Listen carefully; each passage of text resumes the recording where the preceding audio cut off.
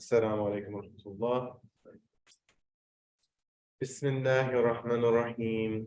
Alhamdulillah alladhi 'allama bil qalam, 'allama al insana ma lam ya'lam. Wa sallallahu ala Muhammadin wa alihi wa sallam. A'udhu billahi minash shaitanir rajeem. Bismillahir Rahmanir Rahim. Wal 'asr, innal insana lafi khusr. إلا الذين آمنوا وعملوا الصالحات وتواصوا بالحق وتواصوا بالصبر. وقال الله تعالى: يا أيها الذين آمنوا اتقوا الله حق تقاته ولا تموتن إلا وأنتم مسلمون. صدق الله العلي العظيم. اللهم صل على محمد وآل محمد. For those of you who are coming for the first time, we've been doing a series of khutbahs that are interconnected. The first week was about the land upon which we walk, its history, and our ethical commitments to it. The second khutbah was about how each and every single one of us come from a mother and a father, even if we don't know who they are. And one of the concerns about one of the major social concerns of the tradition of Islam, and especially in what is known as the Sharia, the discursive tradition known as Islamic law, is the preservation of lineage and the upholding of family ties, and how that gives a certain type of ethical framework as well. In the third week, unfortunately, we lost one of our friends, Sayyid Abu Hussein Muqtabad, and we had to reflect upon the sort of suddenness of our departure from this world, and the fact that at the end of the day, even though we are embedded within ethical relations in this world, we all have that moment of departure as individuals. And we're also now reminded of that, witnessing to the last toll, over 23,000 souls have returned to their Lord in Turkey and Syria due to the earthquake. And then last week, we returned to the broader ethical theme, and I talked about how Islamic law as a tradition can be thought of not as a bunch of rules, but as a type of framework through which you make ethical decisions in the course of one's life. So given that trajectory that we've been on, I want to talk today about the idea of what exactly is religion. Religion is an English word that comes from a Latin root. So as a term in human history, it's actually quite new, right? It's something that has global currency now in the year 2023, but if you went back to the year 1717, and you sort of did a survey of people around the world, do you know what the word religion means? Many people just look at you like, what are you talking about? But the word religion connotes so much in terms of how we deal with our commitments as Muslims. So I wanted to unpack this in a way that hopefully will be beneficial for you as you then leave this sacred space of Jummah and go out back into the world and deal with whatever you are dealing with. So when we talk about religion, we can break it into sort of two ways that it is commonly talked about. One is an identity, and the other is an explanation of reality. Okay? Identity versus an explanation of reality. So the simplest way of seeing this difference, for example, is in the Jewish community. There are many Jewish people that will call themselves secular Jews, meaning that for them being Jewish is nothing more than identity, the way that me being a white American is an identity, right? It is something that they're a part of. It informs who they are, who their family is, their traditions, perhaps some of their ethics, but it is not an explanation of reality for them, right? When you ask what their explanation of reality is, they might, for example, say, well, I'm a Freudian, and I'm deeply moved by the psychological works of Freud, or I'm a secular humanist, and I sort of see as my main exemplars, Darwin and Daniel Dennett, who's a philosopher who's a secular humanist, and other people that I find influential in my life. Right, but then you talk to another person who's Jewish, and they will be deeply imbued in the Hebrew texts of their tradition. It will explain to them the nature of their self, the nature of the world, their relationship with the source of this world, how they should live their lives, and so on and so forth. In that case, we would call them a religious Jew, in the sense that Judaism as a tradition offers them an explanation of reality. So keep that in mind as we go through here. Now, in the Arabic language, the word religion didn't exist in the time of the revelation of the Quran, right? It had different terms. And there are many different terms in the Quran uses, deen, millah, and so on and so forth. I want to talk about the word deen today. The word deen in Arabic, and most commonly, for example, if you ask Muslims around the world, like, where am I familiar with this term deen? The verse at the end of Surah Al-Kafirun, lakum dinukum waliya deen, which is often translated into English as, unto you is your religion and unto me is my religion. Okay, what is deen? Now I'm taking this from a Quranic exegete who wrote a very well-received exegesis of the Quran, a tafsir called Tafsir al-Mizan, and also a philosopher named Sayyid Muhammad Hussein Tabatabai, rahmatullahi alayhi, who died in the year 1981. So what he says is that etymologically, the root of the word deen is related to the word dain in Arabic. And dain is a debt. And when you are under debt to somebody, it impacts how you live. You know, oh my gosh, I've got to get this job because I have all this debt and I have to work really hard so that I can pay off that debt every month, or else there's going to be consequences, right? So dain, you're in a debt to your creator because everything you are comes from Allah. Right? Your eyes, your ears, your physical self, your irada, your will, your intellect, your aql, and so on and so forth. It all comes from the gift of Allah subhanahu wa ta'ala. We talked in a previous khutbah about the idea of Allah being al-hayy al-muhyi, life itself and the bestower of life upon other creatures.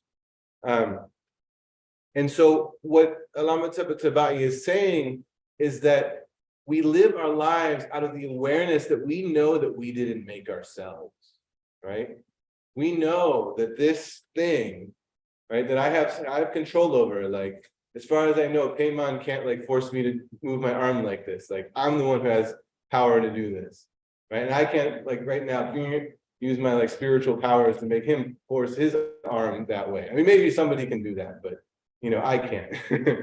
So the point being, right, that you're you, I'm me, I know I didn't make me, and I have control over this, but I don't have control over that, right? So that undergirds our entire way of how we engage with reality and we live our lives.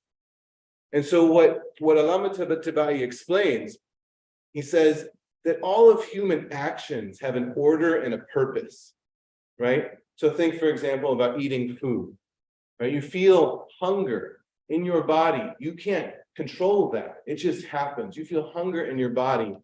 And in that moment, what is the natural human response? It is to actually move your body to seek out food.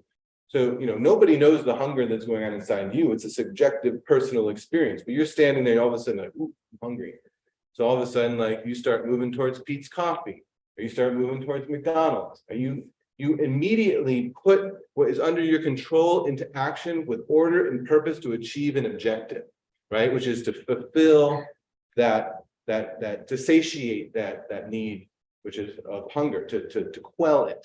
And you know that there's a cause and effect. You know that if I eat this cheeseburger, I'm not going to feel hungry anymore, right?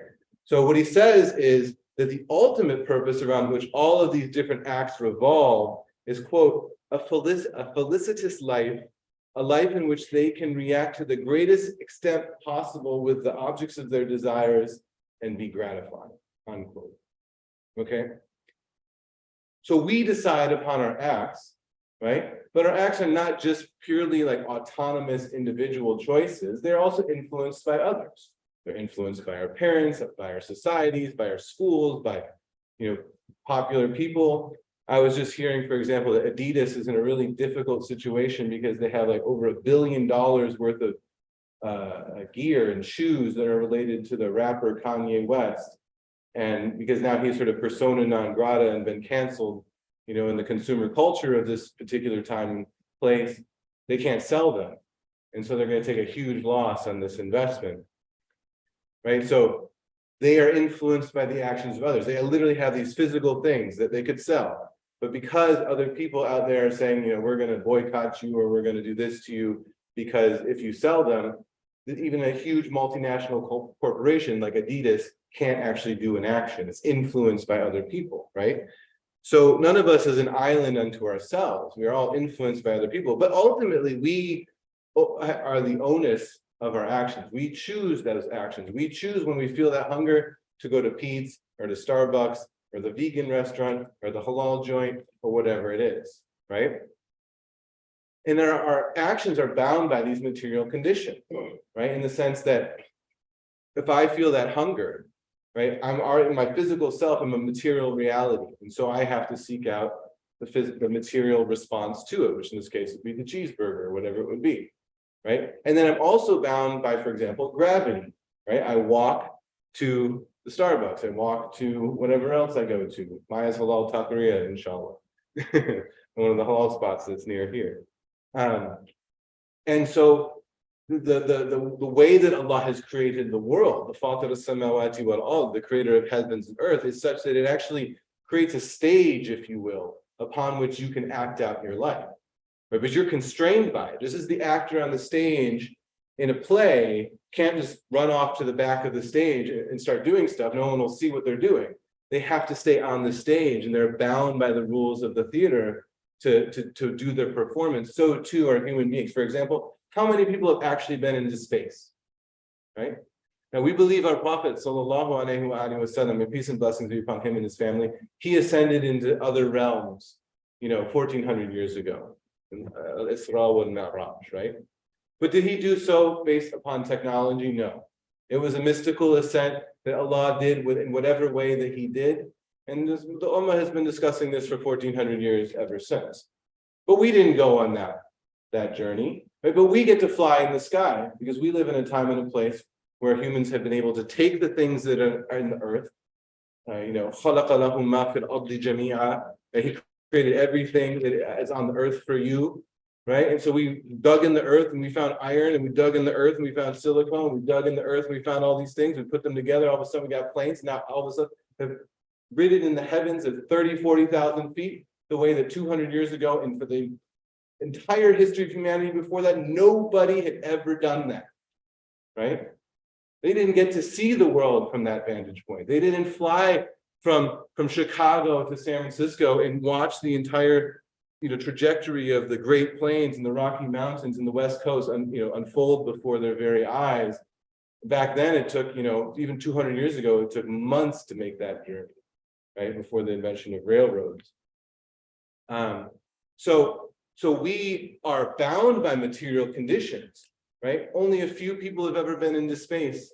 Most of us, probably all of us, have been 40,000 feet in the air, right? And then there's many people that have never, in human history, that have never actually left the physical ground that they walked on because what?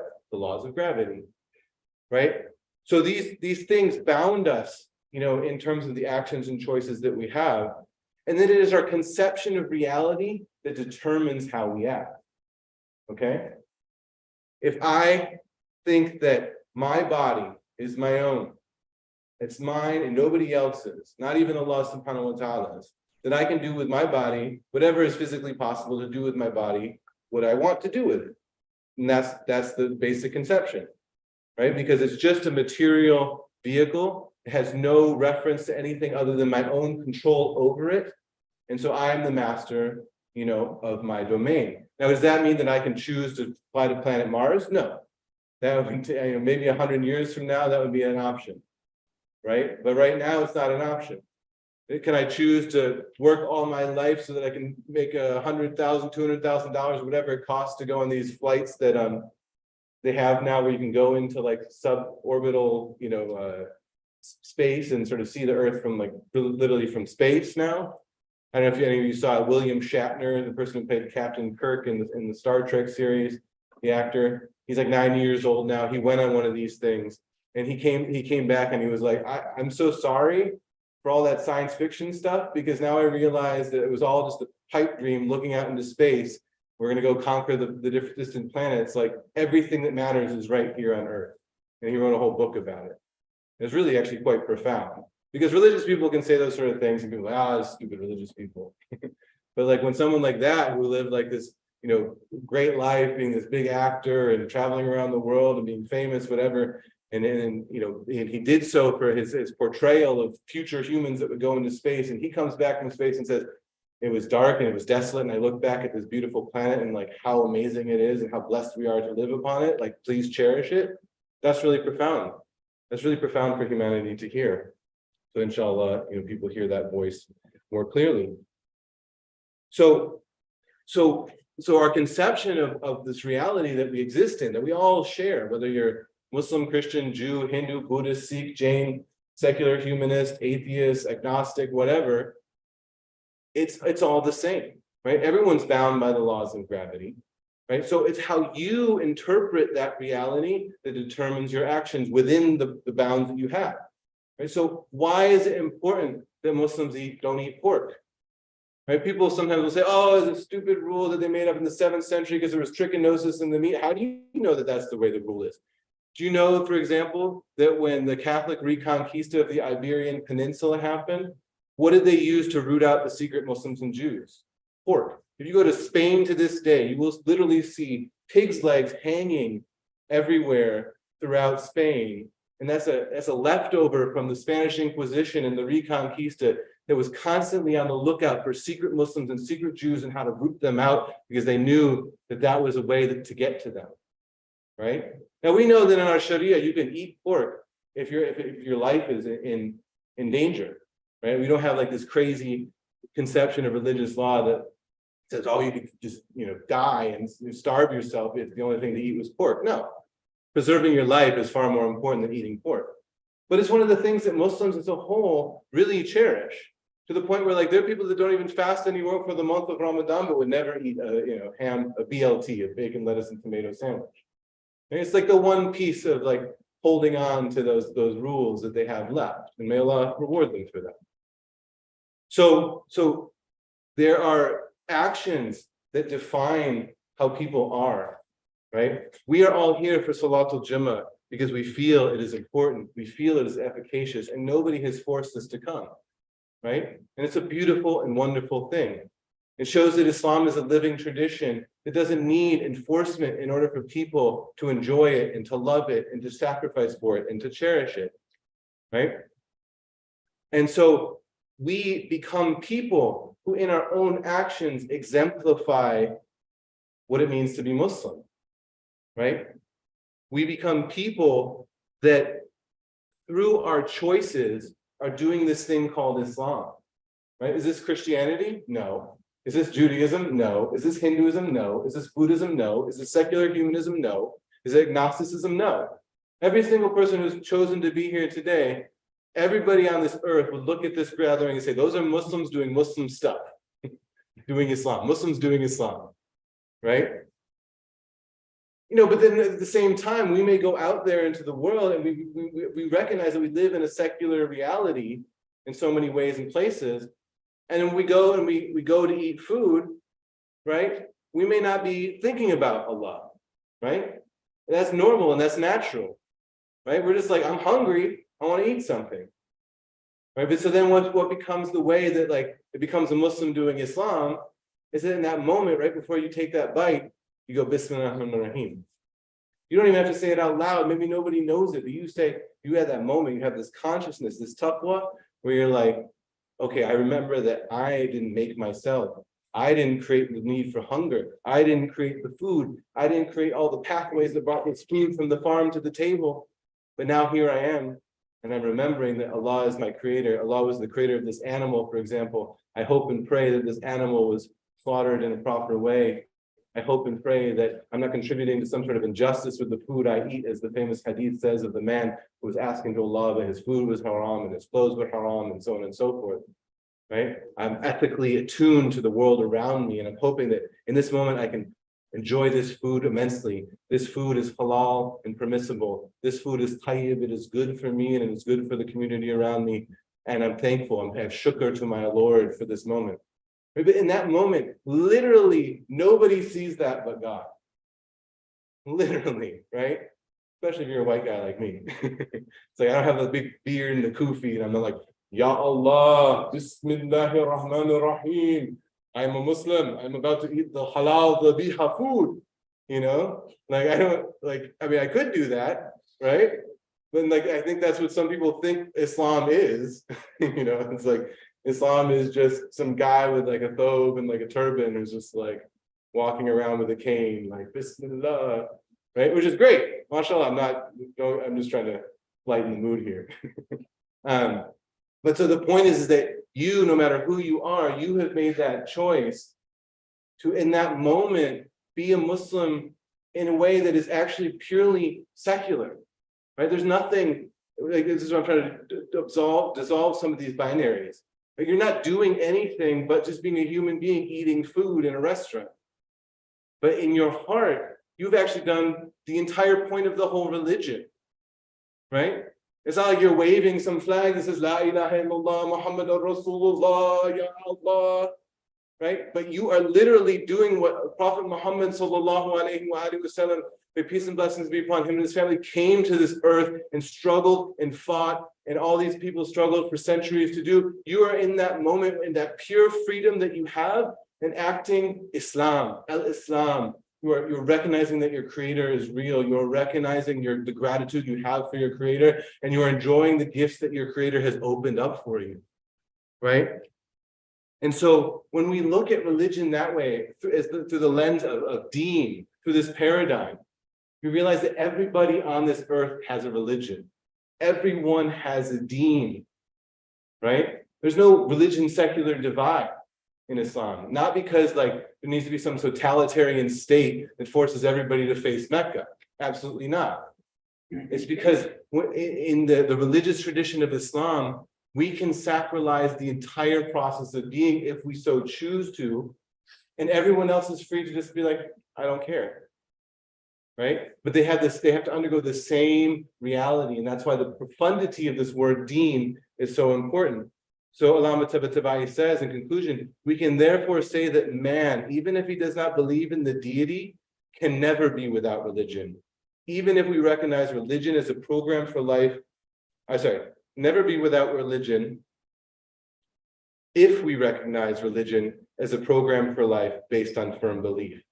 Religion can never be separated from life and is not simply a matter of ceremonial acts, right? So this Salatul Jummah is incredibly important, but so too are the steps that you take to the restaurant, right?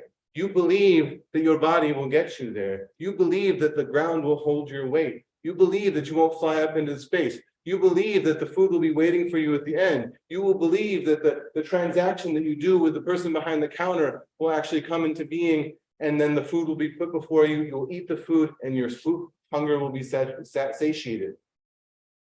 I would be willing to bet none of us in this room could explain how all that happens scientifically, how it all happens biologically, chemically, on the physical level, on the subatomic level. We just exist in this world and we just go about our daily business as if like this is just how it's supposed to be. We take for granted the stability of the reality that Allah has created for us. And it's because of that, like the verses like إِذَا زُلْزِلَتِ الْأَرْضُ زِلْزَالَهَا, when the earth is shaken with its immense quaking, are so evocative for us. And when we see what's happening in Turkey and Syria, we actually remember that Allah has control over this entire planet, let alone one piece of ground, right? And He's telling us in the Quran that at the end of time, everything will be shook up and everything will be overturned, right? So, and because of that, then we actually can be more appreciative of the stability of reality that makes human civilization possible.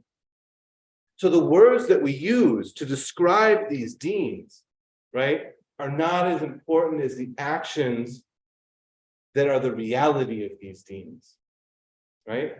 So we call a person a Muslim, we call a person a Christian, we call a person a Jew, a Buddhist, a Hindu, a secular humanist, an agnostic, and so on and so forth. But what does that mean, right?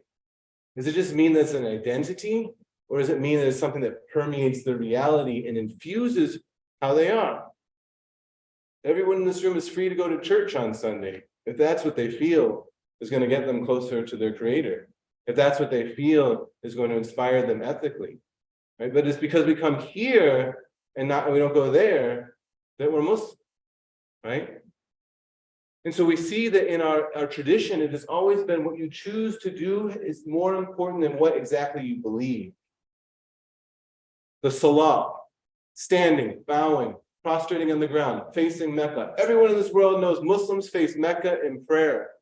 And it's in the Quran itself. In Surah Al-Baqarah, it talks about the change of Qibla. It talks about how the early Muslims, under the leadership of the Prophet Muhammad sallallahu alaihi wasallam, would face towards Jerusalem, right? And then the revelation came, and they had literally had to turn 180 degrees, if you know the map, and face Mecca. Masjid Qiblatain, you can visit it in Saudi Arabia. The masjid of the two Qiblas. And this was really difficult on the people because they were like, whoa, we've been like doing one thing for a while, and now we're doing a totally different thing. And the Quran has to reassure them, like, God has, controls the east and the west. Wherever you turn, there's the face of God. There's nothing to worry about. It's not like God's going to invalidate your prayers just because you were facing that way, now you're facing this way. I mean, imagine today, if like a Muslim was like, I have to face in the opposite direction. Like, God's not going to accept your prayers. But it actually used to be that way, right? So this verse of Quran is incredibly important in this regard. This is Surah Al-Baqarah, verse 145, and it comes in this cluster of verses. Even if you were to bring every proof to the people of the book, they would not accept your direction of prayer, nor would you accept theirs, nor would any of them accept the direction of prayer of another. If you were to follow their desires after all the knowledge that has come to you, then you would certainly be one of the wrongdoers. One of the definitions that's given in the hadith about what we are on the tongue of the Prophet sallallahu alaihi wasallam is Ahlul Qibla, the people of the Qibla. And so you go, for example, to Masjid Nabawi in Saudi Arabia, you stand with 500,000 people from around the world, the richest of the rich, the poorest of the poor, the learned of the most learned, the most illiterate people on earth, and they all stand and they face in the same direction. And yeah, some people hold their hands here, some people hold their hands here, right? But they all face the Qibla. And you don't know anything about them. You don't know what they believe, right? You just assume they believe La ilaha illallah Muhammadun Rasulullah, and it doesn't bother you. You don't feel the need to go walk around and ask them, what do you believe? Give them some sort of aqidah test, some theology quiz. Right? Be like, what is it that you believe? What do you believe? Oh no, you can't be here. Get out of here. Right? Why? Because if someone comes and they stand in the prayer, we're like, ahlan wa sahlan. Welcome. Face the Qibla. That's one of the signs of being part of this community. But even if you come to the masjid 5 times a day facing the Qibla, you have the most social experience of the prayer. You're still on your own most of the time. Right? You're still free to be who you are in between all those times in the masjid. Right? Your moment of enacting a symbolic gesture of being Muslim in the public sphere by, for example, standing and facing the Qibla in a community and in a building dedicated to Allah subhanahu wa ta'ala is still not that much of the day, right? And then you just go off and you can do whatever else you want throughout the rest of the course of the day. But you choose, based upon these moments, whether or not to make those moments sacred in between all the prayers. Right? So you wake up for Fajr prayer, you can forget about Allah after you say Assalamu alaikum wa rahmatullah, Assalamu alaikum wa rahmatullah, Allahu Akbar 3 times. You just forget about Allah for the next 7 hours.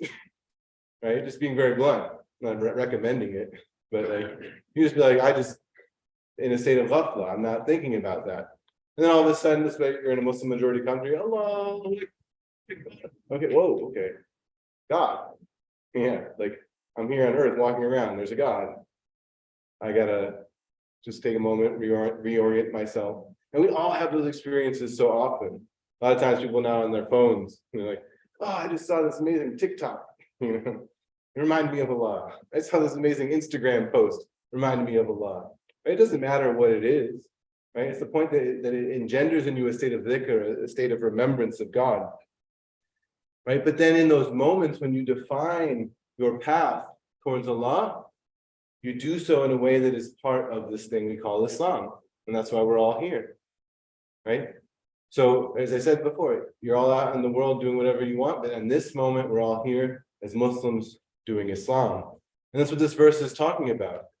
Right? We could be facing a different direction, literally and metaphorically, but we've chose to orient ourselves in this moment towards La ilaha illallah محمد رسول الله اللهم صل على محمد وآله.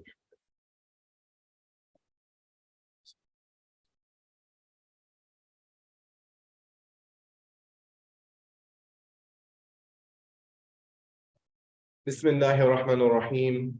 الحمد لله الذي علم بالقلم علم الإنسان ما لم يعلم وصلى الله على محمد وآله وسلم. أعوذ بالله من الشيطان الرجيم. بسم الله الرحمن الرحيم.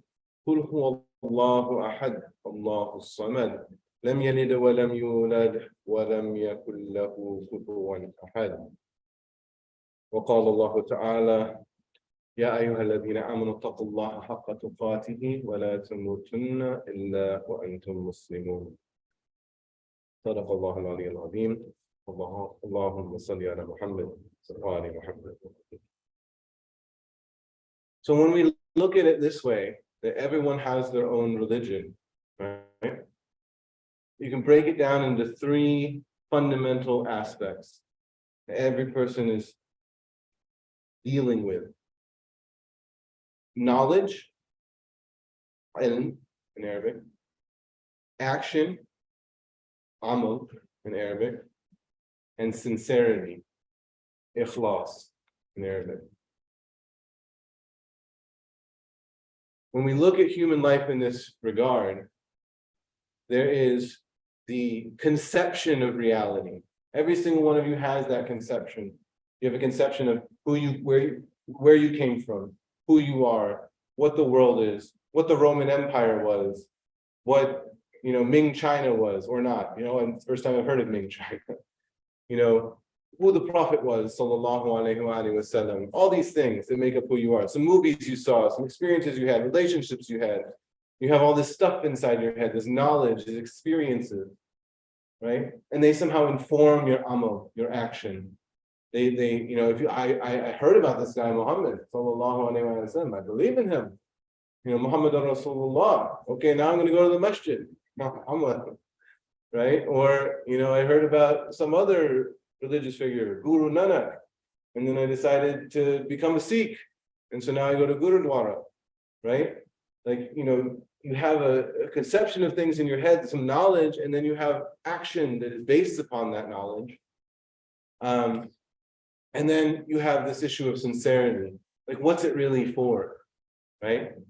And what's interesting about the issue of sincerity is we often find that it's more often discussed in the religious realm than in other realms. I remember my father, when I first went to graduate school, I was at Princeton University, and I was my first year, and I had put some quotes by Muslim scholars and hadith and stuff on the wall about ikhlas, about sincerity. And I remember talking to my father on the phone, and I was like, yeah, Dad, I just really want to be sincere. My father, who's not a particularly religious man, like, what are you talking about? Be sincere, right? Like, you choose to do something and you do it, right? And you think that thing is beneficial for, the world and yourself. You make some money, and have some status, contribute. What is sincerity, right? But sincerity is the way Muslims will often talk about your niyyah, your intent, right? Did we come here to make money? Imagine I had a stack of $1,000, $100 bills on this. I said, Bismillah, every week I'm going to give away sadaqah for the sake of Allah. Right? Did you come here for the $1,000, or did you come here for Allah? Right? Maybe both. There's a conception of mixed intentions. Maybe both. Right? But let's say you just came for the money. Right? Imagine I said, hey brother, if you come to Salatul Jummah today, I know this wonderful sister, I'll get you married to her. You're like, oh, gotta come to Jummah. Right? Did you come for Jummah, or did you come for a relationship, right? We instinctually understand this idea that as Muslims, for our actions to be as meaningful as they can, they need to be filled with sincerity. And that sincerity is often thought about in sort of contradiction to and in conversation with this larger material reality which we're part of, right? This is where it gets really interesting. If I feel the hunger and I walk to Maya's halal taqueria, and I'm super excited about getting my halal steak burrito, right? Is my intent, where's my sincerity? It's for myself, for my nafs, for my own pleasure, my taste buds, my brain, my stomach. But, and this is one of the most beautiful things of our religion, which can never be underemphasized, never be overemphasized, is that in that moment, when I say Bismillah ar-Rahman ar-Rahim, and I have gratitude for Allah for making this wonderful burrito, and I eat it, and I say Alhamdulillah at the end, right? Then that is a blessing upon a blessing. Because Allah is Al-Kareem, Al-Wahhab for us. And He doesn't take away from us the blessings of this world in order to necessarily give us the blessings of the next life. Yes, sometimes we have to sacrifice. When we see our brothers and sisters in difficulty, we should give money out of our pockets, not expecting anything in return, right? Just for the sake of helping others, right? But even in those moments, even though we're not expecting a reward, Allah will reward you. Say, Allah, I don't want to have a sort of ulterior motive that you'll give me some palace in Jannah because I gave money to Turkey and Syria, because people are suffering. I don't need that. Allah's like, that's even better. Here's another path. Right? Like you're so, another scholar named Murtada Mutahari, he said that an atheist, if they have that attitude, it's like they're worshiping Allah. If they say, I give this money, not expecting any recognition in this world, not expecting any reward from the people, not even expecting reward from a God that I don't believe in, but just because it's the right thing to do, Ayatollah Murtada Mutahari said that is ibadah. Right? Now, only Allah can judge that. That's something that's left into the realm of the unseen for Allah to decide. But the point is that when thinking about the issue of what Allah accepts of the good deeds of human beings, He accepted that even an atheist with that attitude, it was like in that moment they believe that there is one true and good and pure source of all reality that is not bound by the material conditions of this world. And so something can be true and right and good, even if I don't believe there's a God. And so he accepted that as a type of ibadah, right? So when we look at our religion and we look at our tradition, we see that, there are these beautiful things that we all share. There's a scholar named Wilfred Cantwell Smith who wrote a book called The Meaning and End of Religion. And he said, religion is a really clumsy word. And so I want to break it apart into two other words, faith and cumulative tradition. Faith is what every single one of you have right now in the moment that I don't have access to. It's you who chose to be here, you who worship Allah how you want it. But cumulative tradition is that which is empirically observable, which is, how we're all gathered in this place that was dedicated as a place of prayer in the Islamic tradition. So if some, Jewish scholar of religion walks in the door right now and goes, oh, I see Muslims doing Islam. They're bowing their heads towards Mecca. And I guess maybe they're half British or something, and they are, mumbling their Arabic words. That's the cumulative tradition. The faith is you choosing to say subhanallah and to feel the meaning of subhanallah when you're in prayer. But the cumulative tradition is what's empirically observable. And so when we gather here and we're participating in Salatul Jummah, or inshallah, in about a month and a half, we'll be participating in Shahr Ramadan, the fasting of the month of Ramadan. We're participating in this huge cumulative tradition that encompasses billions of people over the last 1400 years, called Islam, right? But what Allah is interested in most importantly is your faith. Allah is interested in that intimate relationship with each and every single one of you that you express in all the different ways that you do here, and after you leave here, and on Saturday, and on Sunday, and on Monday, and on Tuesday, whatever you're out doing in the world, right? And you're alone with the one who is closer to you than your own jugular vein, right?